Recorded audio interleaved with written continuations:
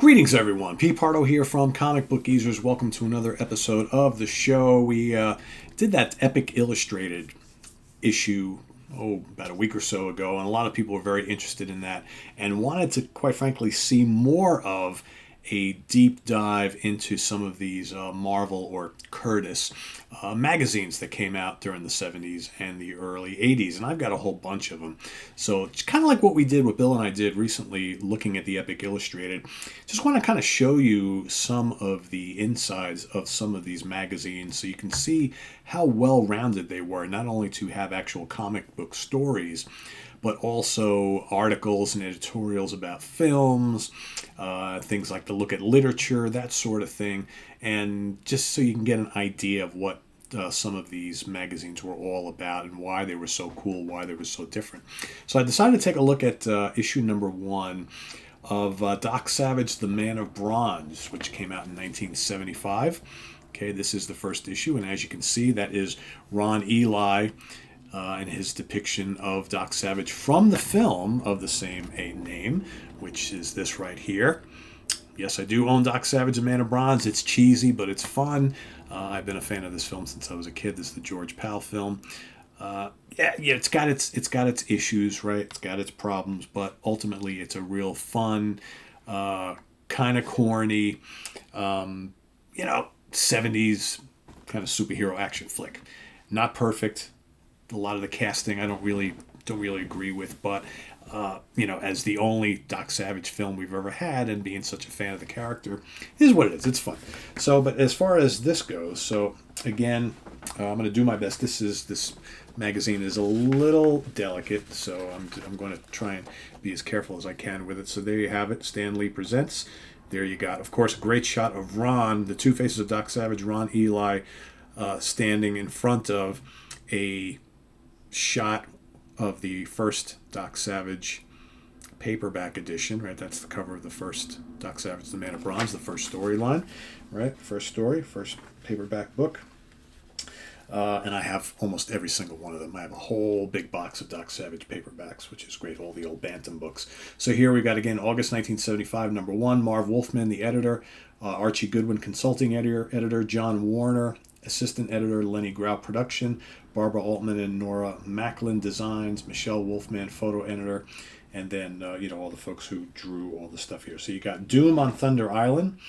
Doc and his amazing five battle the bizarre menace called the Silver Ziggurat, only to find themselves facing the deadly Manimals, a Doc Savage senses-shattering novel by Doug Mensch, John Buscema, and Tony DeZuniga, and then also an article about George Pal, the man who made Doc Savage, an in-depth interview with the greatest science fiction director of them all, and the man who gave life to the greatest pulp crime fighter ever, George Pal, conducted by Jim Harmon and Chris Claremont. So we've got,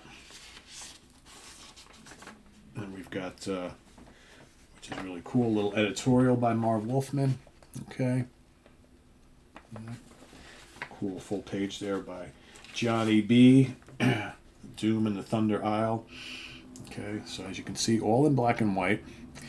Got interesting depictions. I always liked Marvel's depiction of all of Doc Savage's age. Monk and Rennie and Long Tom and Ham. I thought they did a really good job. So again, I'm not going to go through the entire storyline here, but this does a really good job. If you've read the Doc Savage pulp books, right, the Doc every day goes through these rigorous exercises there, basically in every book, every storyline. At some point, they always talk about, Doc taking time out of his day to go and do the 2 hours worth of rigorous body and mind exercises, and there he's doing it right at the beginning of the story. Okay, and this is a nice long story here. Generally speaking, most of the Doc Savage stories involve someone who comes to Doc Savage's aid or asking for his aid. This is my problem. This is what's going on. Can you help me, type of thing. And that's exactly what happens here. We've got kind of like a damsel in distress. Here's what's going on with me. And from there, Doc either decides to take on the case or not. In most cases, he does. And here you can see, again, I'm not going to go through the whole thing, but here you can see lots of action in this one, all in glorious black and white. And love the action sequences here. Look at that. Doc is such a, kind of like a Superman of men. at the time. And this, so how many pages is this entire? I mean, look at some of these great. I'm going to show you some more pages of intense action than a great splash page coming up. Here's the next page. Check this out, boys and girls. Look at this.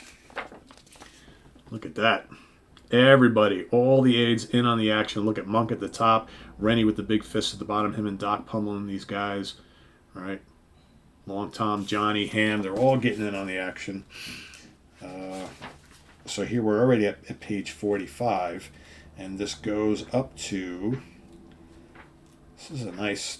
I really like this this black and white magazine, Doc Savage, and it ran, I forget exactly how many issues it ran. I have all of them. I think it was 7, 8, something like that, maybe 10. So here, 59 pages. So here you got a brand new 59-page story.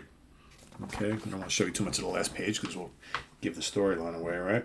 But and then you've got The Man Who Shot Doc Savage, an interview with George Pal. There he is. Okay, and in that interview, you've got some, shots from the shooting of the movie. All right, on location. Hidalgo Trading Company, right? If you're familiar with the Doc Savage books, you should be very familiar with that. On location shots. There's Ron. Okay. So this is a fairly extensive interview.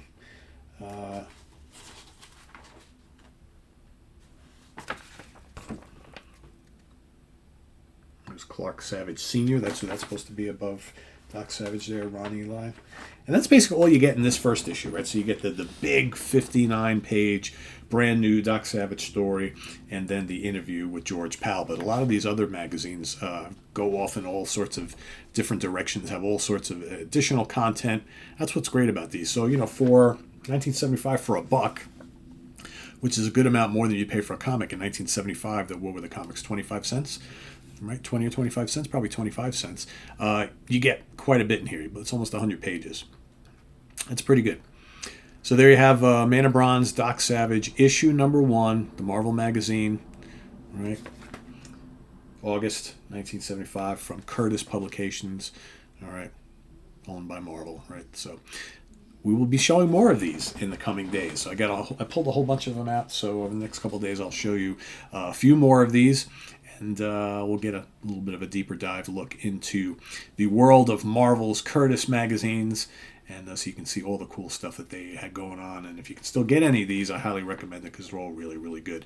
Like I said, I've got a whole box full of the Marvel magazines. I know there's a lot I'm missing, but I've got like Planet of the Apes and the Hulk ones. I'll be showing you some of the Hulk ones. I've got some of the science fiction ones. I've got I think I mentioned Planet of the Apes, Howard the Duck. I've got the whole Howard the Duck run, got the whole Doc Savage run. All sorts of stuff. Got a couple epic illustrateds, some of the Deadly Hands of Kung Fu, all sorts of stuff. So we'll be seeing more. So thanks for watching, everybody. Please subscribe if you haven't already, and click on that notification bell. We've also got the link below to our merch page. It's actually the Sea of Tranquility merch page. We do have a very cool Comic Book Geezers shirt and coffee mug. And if you're a fan of, wood, that's the shirt. So it's a pretty cool one. Go check that out down at the link below. And we'll see you back here real soon on Comic Book Geezers. For Wild Bill, I am Pete Pardo. Take care, everybody. See you soon. Bye-bye.